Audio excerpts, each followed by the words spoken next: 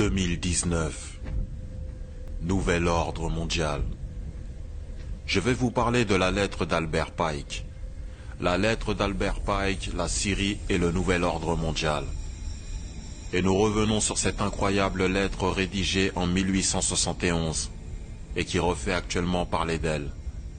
Comment ne pourrait-ce pas être le cas, tellement Albert Pike a décrit avec une précision diabolique les événements passés et actuels. Car la grande question avec cette lettre est, comment Pike pouvait-il savoir? Comment pouvait-il savoir qu'un jour il y aurait un mouvement appelé sionisme, alors que ce mouvement est né à Herzl à la fin du 19e siècle? Comment pouvait-il savoir pour Israël?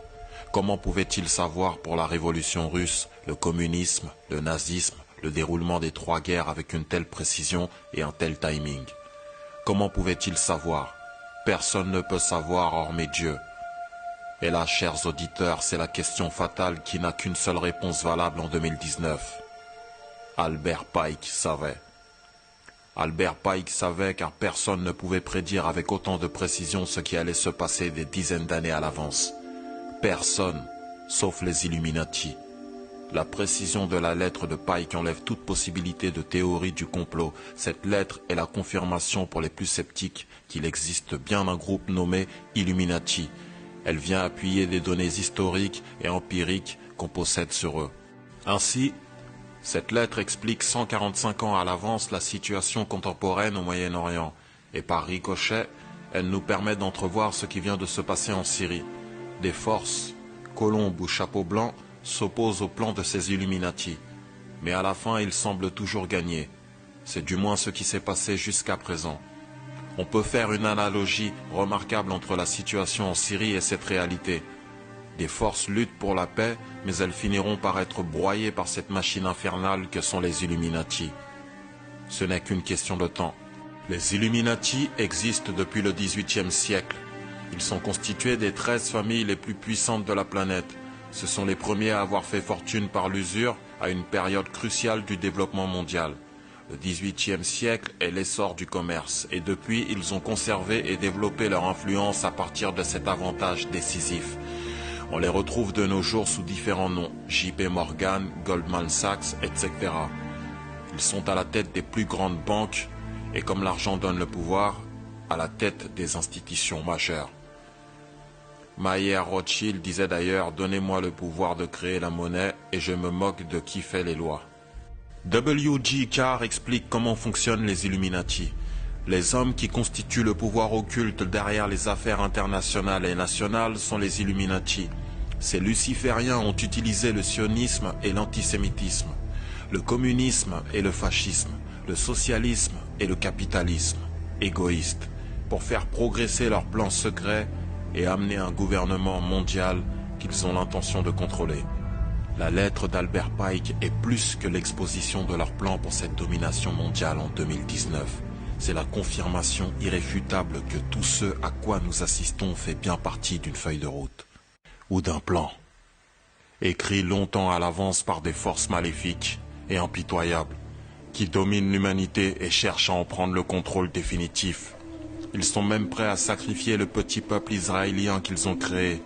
La lettre d'Albert Pike.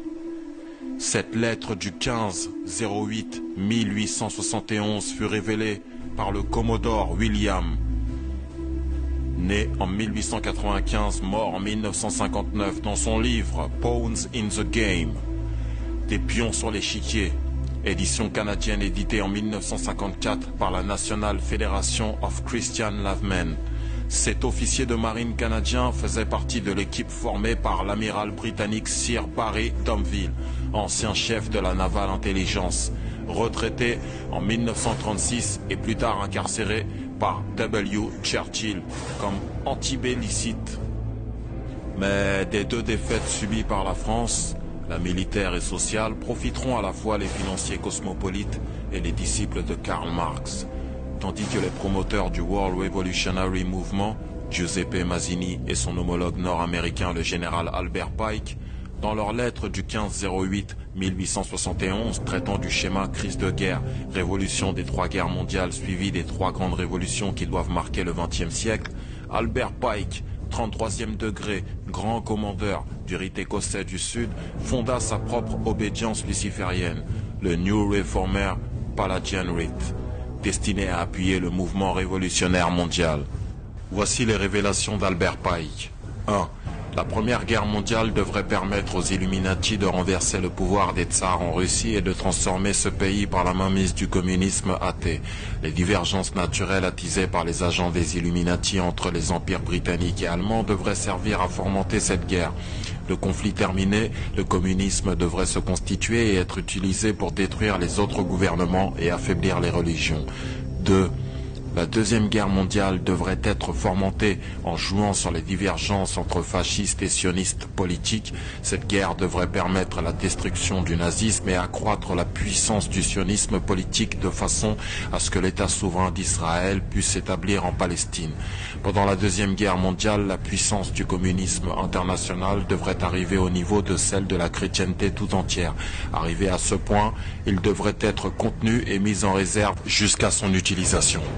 Et le dernier cataclysme social.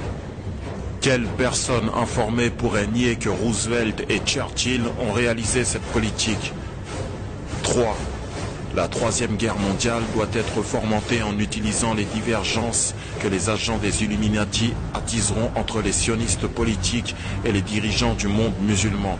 La guerre doit être menée de telle manière que l'islam, le monde arabe, y compris la religion de Mahomet, et le sionisme politique, y compris l'État d'Israël, se détruisent mutuellement. Dans le même temps, les autres nations, une fois de plus, divisées entre elles à ce propos, seront forcées de se combattre jusqu'à un état d'épuisement complet, physique, moral, spirituel et économique.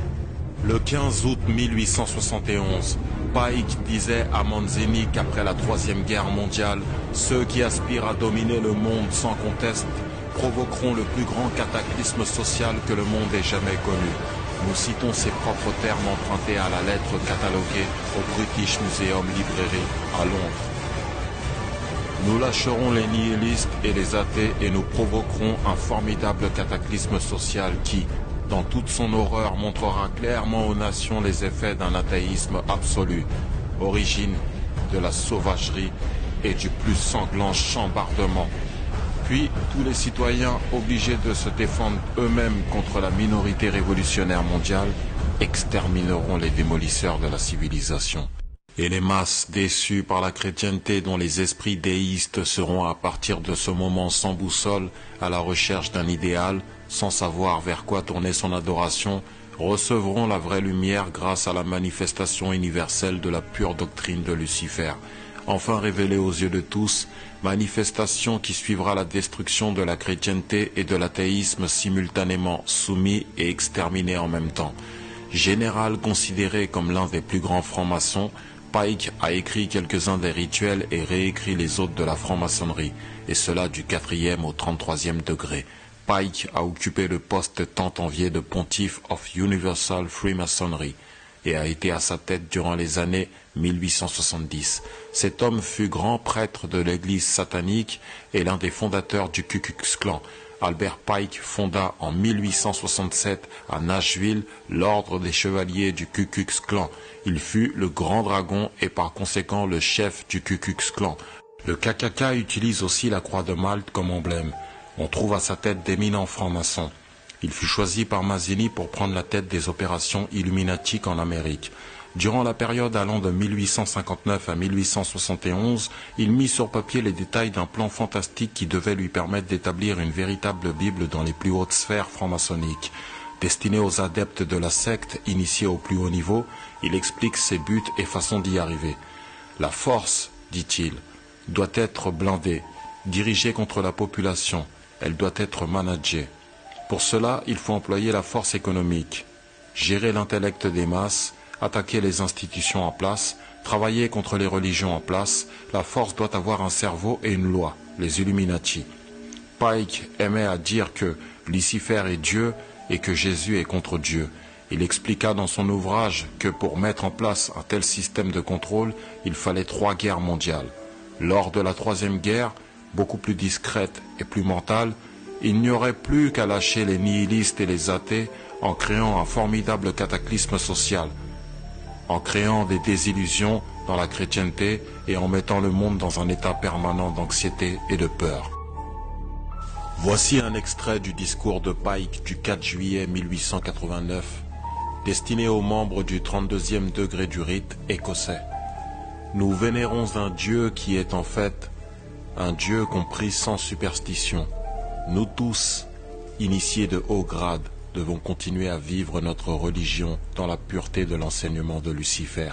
Si Lucifer n'était pas Dieu, serait-il calomnié par Adonai, dont les actes témoignent de cruauté, de haine envers son prochain et de rejet de la science? Oui, Lucifer est Dieu et Adonai est aussi, hélas, Dieu. La loi éternelle dit qu'il n'y a pas de lumière sans ombre, de beauté sans laideur, de blancheur sans noirceur, car l'absolu ne peut exister que dans deux dieux. C'est pour cela que l'enseignement du satanisme et de l'hérésie, la vraie religion philosophique, c'est la foi en Lucifer, le Dieu de la lumière, mis au même rang qu'Adonai. Mais Lucifer, Dieu de la lumière et du bien, se bat pour les hommes contre Adonai, Dieu de l'obscurité et du mal. Ceci est un petit extrait de ce que l'on enseigne dans certaines loges, car les loges ont des degrés, et chaque degré a son enseignement. La